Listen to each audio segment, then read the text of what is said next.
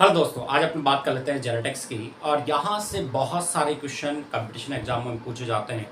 चाहे वो किसी का भी एग्ज़ाम हो, चाहे वो नेट का एग्ज़ाम हो, चाहे आईसीआर का एग्ज़ाम हो, चाहे फर्स्ट ग्रेड, सेकंड ग्रेड, यहाँ तक कि कभी कभार थर्ड ग्रेड में भी क्वेश्चन पूछे जाते हैं।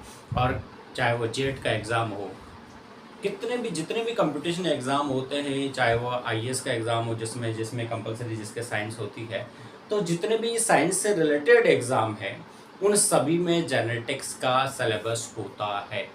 100% वहाँ पर जेनेटिक्स के क्वेश्चन आते हैं। और जेनेटिक्स अपने आप में बहुत ज़्यादा वेटेज रखता है, बहुत सारे क्वेश्चन यहाँ से आते हैं।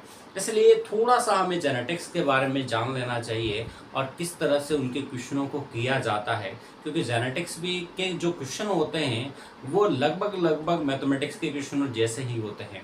बच्चे उन क्वेश्चनों को पढ़ते ही छोड़ दिया करते हैं, उनको करना भी पसंद नहीं करते, क्योंकि उनको पता है कि अगर इनको टिक किया तो इसका मतलब आंसर क्या जाएगा, नेगेटिव जाएगा।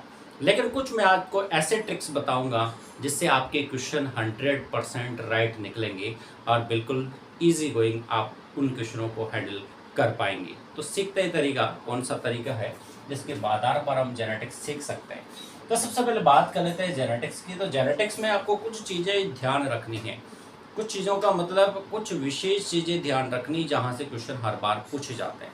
जैसे सबसे पहला एक संकर संकरण, एक संकर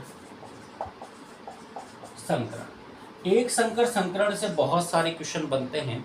अब एक संकर संकरण में हमें पता है कि एक संकर संकरण होता क्या है। कैपिटल टी और स्मॉल टी के बीच में अगर आप क्रॉस कराओगे तो आपके कैपिटल टी स्मॉल टी प्राप्त होगा, यानी F1 पोजीशन आएगी, F1 संतति, F1 पीढ़ी जिसे कहते हैं हम। अगर इसी का F2 पीढ़ी लानी है तो F2 पीढ़ी में क्या होगा कि आपको क्या होगा, अनुपात जो प्राप्त होगा F2 पीढ़ी का, वह F2 पीढ़ी का अनुपात आपको ध्यान रखना है। जो अनुपात क्या है, अगर इसका है तो 3:1 है। अब 3:1 कहाँ से आया, तो इसी का चेकर बोर्ड, इसका क्या कराया जाता है, 100 परागण। F1 पीढ़ी का 100 परागण कराने के बाद में F2 पीढ़ी प्राप्त होती है। तो F2 पीढ़ी कैसे प्राप्त होती है, इसी का चेकर बोर्ड हम यहाँ पर बना देते हैं, साथ के साथ मैं फॉर्मूले भी बताऊंगा। तो चेकर बोर्ड बनाने के बाद में इसी का जब अपन क्रॉस कराते हैं तो कैपिटल टी स्मॉल टी, तो यहाँ पर कैपिटल टी स्मॉल टी, इसके बाद में कैपिटल टी स्मॉल टी और स्मॉल टी, यानी यहाँ पर जो लक्षण हमें प्राप्त होते हैं F2 पीढ़ी में, वो पहले डिब्बे में क्या है, कैपिटल टी, यानी इसका एक ही लक्षण है। उसके बाद में हमें दूसरा प्राप्त हुए कैपिटल टी स्मॉल टी, कितने इस डिब्बे में, 2, तो यहाँ पर 2 लक्षण इसके प्राप्त होते हैं। और तीसरा है स्मॉल टी, तो ये होते हैं 1। इसका मतलब आपके जो जीन प्रारूप है उसका अनुपात क्या होगा, 1:2:1, और जो लक्षण प्रारूप है वो आपकी 3:1 होगा। ये होगा लक्षण प्रारूप। इन दोनों को आपको ध्यान रखना है, क्योंकि हमेशा क्वेश्चन इसी जगह से पूछे जाते हैं। ठीक है भाई, हमेशा क्वेश्चन इसी जगह से आपको पूछे जाएंगे। ठीक है, तो जीन प्रारूप क्या है, F1। ठीक है, एक संकर संकरण मोनोहाइब्रिड क्रॉस का जीन प्रारूप, जीनोटाइप्स क्या है, अगर इंग्लिश में बात करो तो मोनोहाइब्रिड क्रॉस का जीनोटाइप क्या है, ठीक है, 1:2:1। अगर इसका लक्षण प्रारूप में बात करो तो यहाँ पर 3:1 आएगा। अब सब यूँ बहुत सारे बच्चे ये भी पूछते हैं कि सर इसका जीन प्रारूप तो 1:2:1 है, लेकिन फिर ये 3:1 कहाँ से आया। तो भाई हम ये जानते हैं कि जो कैपिटल टी इसका मतलब क्या होता है, शुद्ध लंबे पादप, यानी ये शुद्ध लंबे पादप है। और इसका मतलब कैपिटल टी और small T, capital T small T, इसका मतलब क्या है, ये दोनों ही संकर लंबे हैं, संकर लंबे पादप। और ये एक जो है ये शुद्ध बोना है, ये शुद्ध बोना है। तो इसका मतलब हमें अगर मॉर्फोलॉजिकल अकॉर्डिंग देखा जाए, अगर बाह्य आकारिकी के आधार पर मैं बात करूं तो यहाँ पर 3 ही प्रकार के पादप मुझे दिखाई देते हैं। एक तो शुद्ध लंबा, शुद्ध बोना और एक संकर लंबे। तो इसका मतलब जो 3 पादप है वो लंबाई को शो कर रहे हैं। एक संकर लंबा भी लंबा है और शुद्ध लंबा भी लंबा है, यानी 1, 2 और 3, ये 3 पादप जो है वो लंबाई को ही शो कर रहे हैं। इस कारण से मैंने 3 को क्या कहा, लंबे पादप। यानी मुझे F1 F2 पीढ़ी में 3 पादप तो कैसे प्राप्त हुए, लंबे प्राप्त हुए, और एक पादप मुझे कैसा प्राप्त हुआ, बोरा। ठीक है, इसी आधार पर मैंने क्या लिखा यहाँ पे 3:1। अब सिंपल सी एक चीज याद रखना है कि भैया जो कंपटीशन में जो एग्जाम में आपके क्वेश्चन आएगा वो इन्हीं के दोनों के आधार पर आएगा। चलो एक छोटा सा क्वेश्चन मैं आपको बता देता हूं कैसा बनता है कि एक संकर संकरण का F2 पीढ़ी का जीन प्रारूप अनुपात क्या होगा। एक संकर संकरण का F2 पीढ़ी का जीन प्रारूप अनुपात क्या होगा। अब यहाँ पर इसी क्वेश्चन को मैं आपको लिख देता हूँ यहाँ पर थोड़ा सा, ताकि आपको पता रहेगा क्वेश्चन किस टाइप के आ सकते हैं।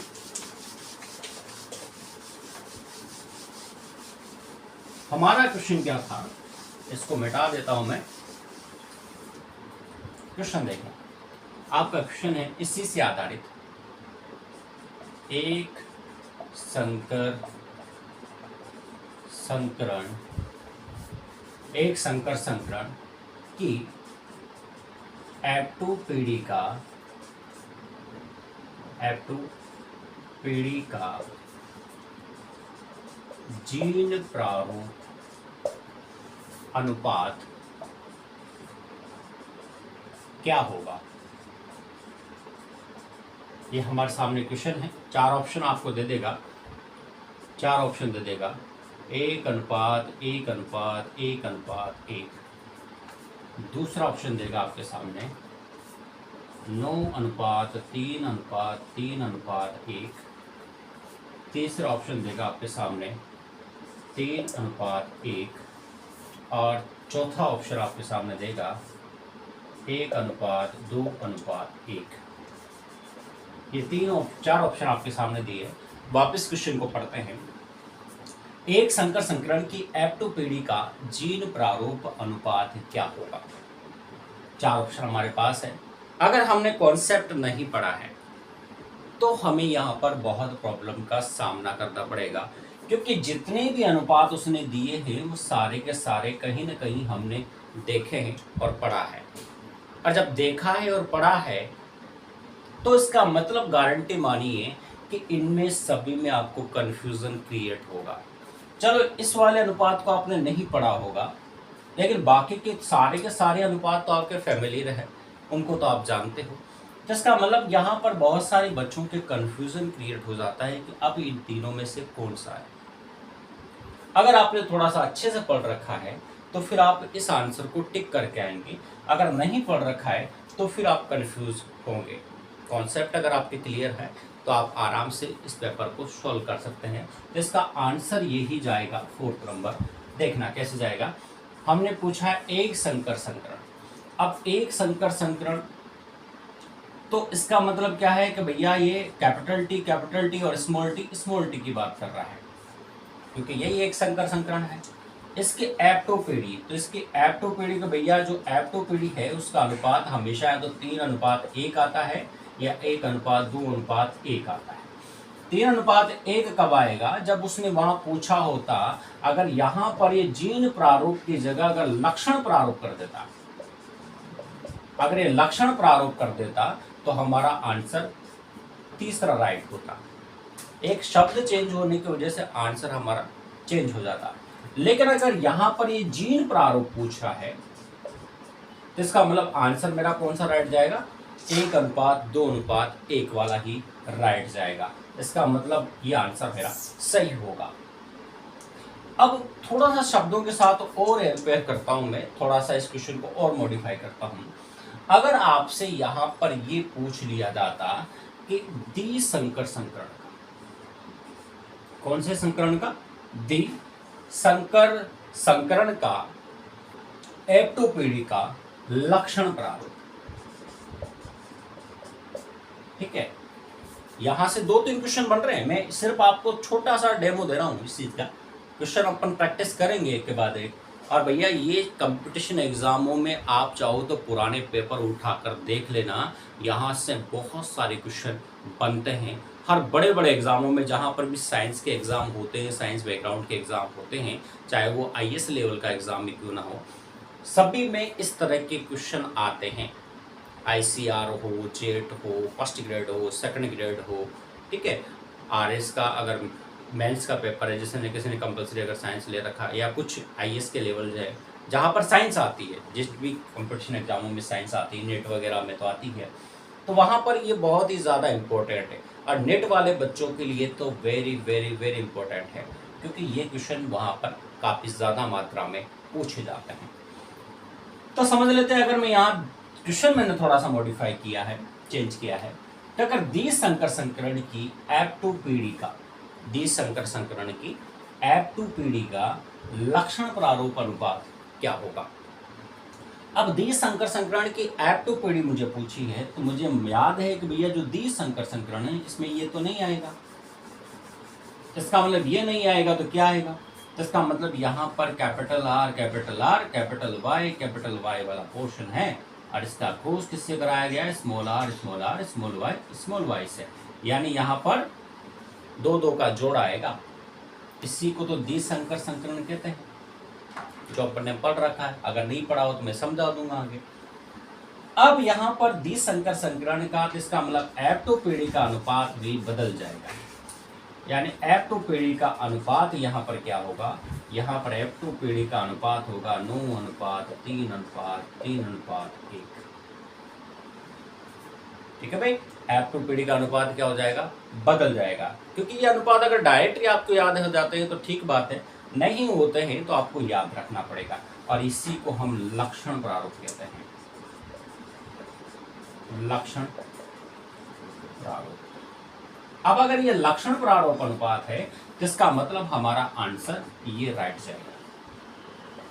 ठीक है, इस क्वेश्चन का आंसर हमारा, इस क्वेश्चन के अनुसार हमारा आंसर ये वाला राइट जाएगा। यदि आंकड़ा व का वही है, चीज व की वही है, 4 ऑप्शन व की वही है, लेकिन थोड़ा सा क्वेश्चन की लैंग्वेज में अगर हेरफेर किया गया, जिसमें आपके आंसर भी चेंज हो गए, इस वजह से हमें इस बात का ध्यान रखना है कि भाई जब भी हम एग्ज़ाम में बैठें तो क्वेश्चनों को बड़ी ध्यान से अच्छे से एक एक लाइन पढ़ें, और विशेष करके जेनेटिक्स वाले पेपर में तो इस बात का ध्यान रखें कि आप हमेशा क्वेश्चनों की एक एक लाइन पर फोकस करें।